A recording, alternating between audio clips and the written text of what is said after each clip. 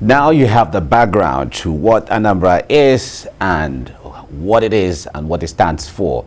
Now let's get into our discussions. Now I have with me on Zoom from Anambra State, a political analyst, Chukwuman Okenwa. Chukwuma, it's good to have you join me this morning. Yeah, thank you so much. Good morning. Good morning. And we also have our political correspondent, Ozugbakun, with us also. He'll be joining us. Ayo, are you there yet? Good morning. Good morning, Mike. Great. Now, before we go to Chukwuma, Ayo, let's get some updates from you. As at now, the accreditation and voting is supposed to start originally, which was scheduled to be 8:30. What is the situation report from where you are? Yeah. Just somewhere around Oka South here, they call this place Omuangba, and we have polling units, 4 polling units around this place, and the ad hoc staff got here before 8:30. They've set up like these polling units now. They are ready to go, but they are yet to see any of the prospective voter. And Mike, I'd like to show you what the Independent National Electoral Commission will refer to as the game changer. This is what was used to substitute the card reader, the normal card reader. This is called the BVAST. Yes, that is the Bimodal Voters Accreditation System. Now, the difference between this and the card reader is that this, beyond the thumb print, the normal thumb print, you know, the problem we're having before is that if you come here, if you try to thumb print and the card reader cannot get your thumb print, you fill what we call the incidence form. Now, there's nothing like incidence form again. This system has been done in such a way is that if your fingerprint is not going, it can do a facial recognition that it can actually be put in your foreface, and your name and everything will manifest somehow. So if you can't use your thumb print, it's either facial recognition or your voter card. Behind that voter card, you have a barcode there. That barcode, this bimodal voters accreditation system can actually scan out that barcode to get your information. So this was used somewhere around Delta State for a State House of Assembly by-election last month, and it recorded 97% success. And this is the first time that the Independent National Electoral Commission will actually be using this statewide. So we expect that if this is successful today, it will move progressively and it could be used nationwide ahead of the 2023 election. So the normal card reader you used to see is no longer there, and what we have now is the BVAST machine. And as you can see, the ad hoc staff, the presiding officer, they're all standing by waiting for people to come and exercise the franchise. This is not the only polling unit we have at this particular place. We have another polling unit there, and as you can see, the ad hoc staff are waiting patiently for voters to come and exercise their franchise. And I think they're trying to locate. So this is a core member, an electoral presiding officer, an electoral officer, and they're all just still waiting here. But what we've seen this morning is that we've seen the kind of movement in Oka that some people, we've gone to some other polling unit and we've seen some people waiting for the electoral officers, but this area, this particular area in Oka South, they're actually waiting for the voter to turn out, to come. And I'm sure that some people are home, they're actually watching the situation, studying the situation. You know, they want to be encouraged to come out to vote so that they won't be molested. But from what we've seen around Oka this morning, the security is watertight. Anywhere you go around Oka, any nook, any cranny in Oka, you are going to be stopped, you are going to be checked, and the security is like top-notch, Mike. All right, from where you are right now, if I can see the visuals behind you, it looks like the polling units are within a residential area.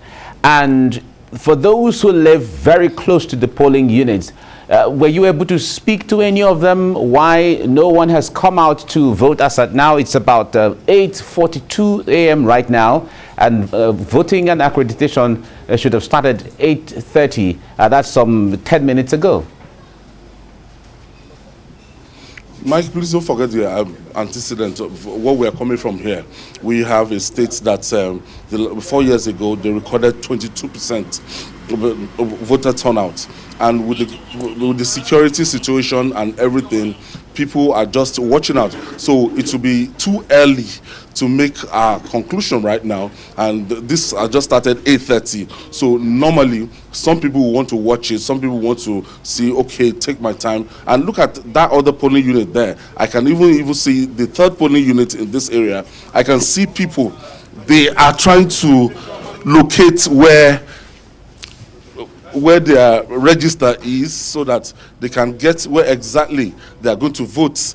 So now you have people here. So beyond the 2 polling units that I went to earlier, you can see people, and these are not ad hoc staff. I'm sure these are prospective voters, and they are trying to, I think they are waiting for the electoral officers here to actually commence. I don't know, maybe the electoral officers here, they are ready for this, but I can see prospective voters here, and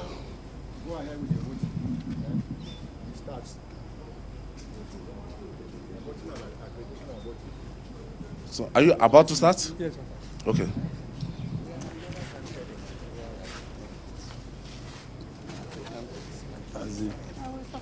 The party agent is supposed to see what the came.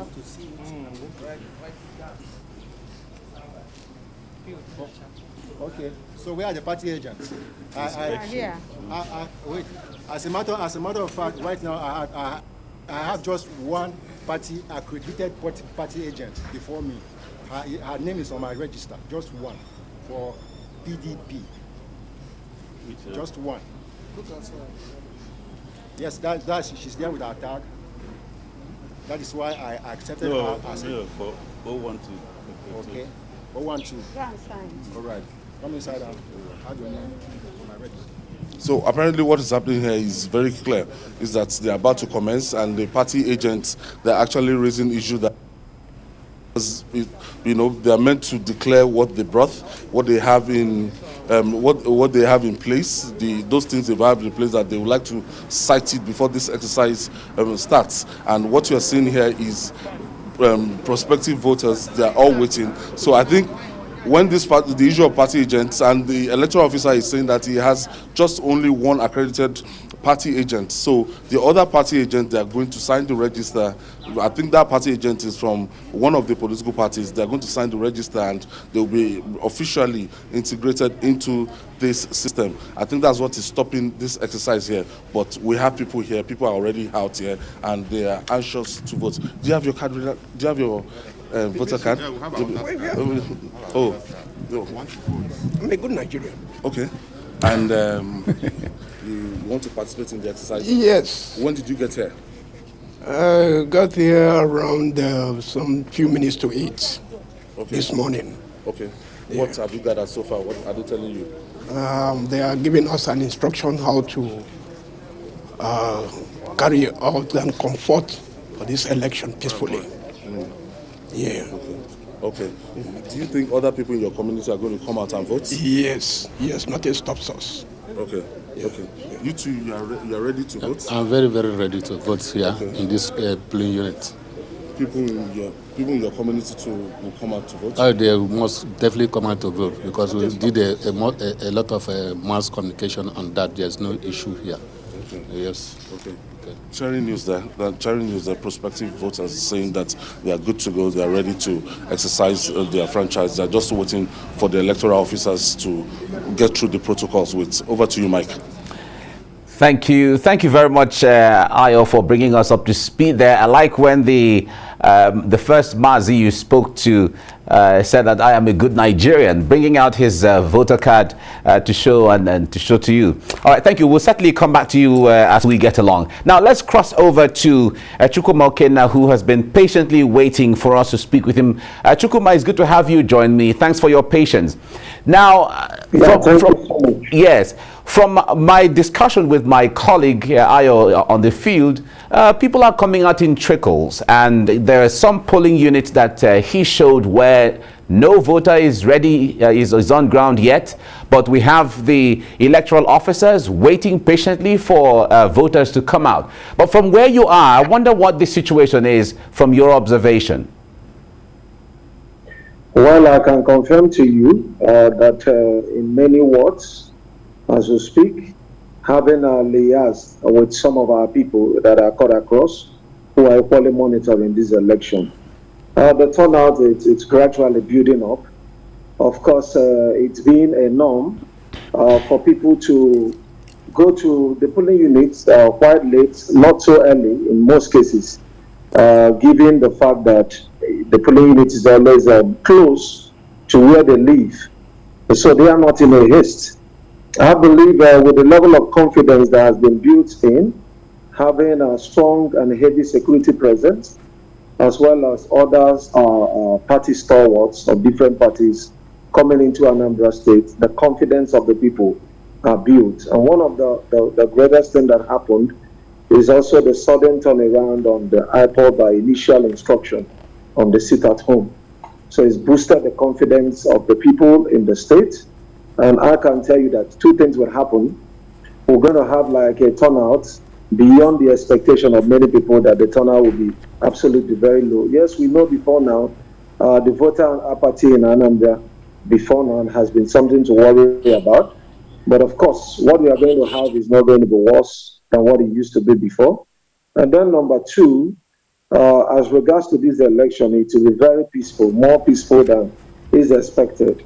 All of the hits that have happened in time past, will translate into peace at the end of the day, because we can see there is now a heavy security presence. Every person is conscious, and security begins with individual.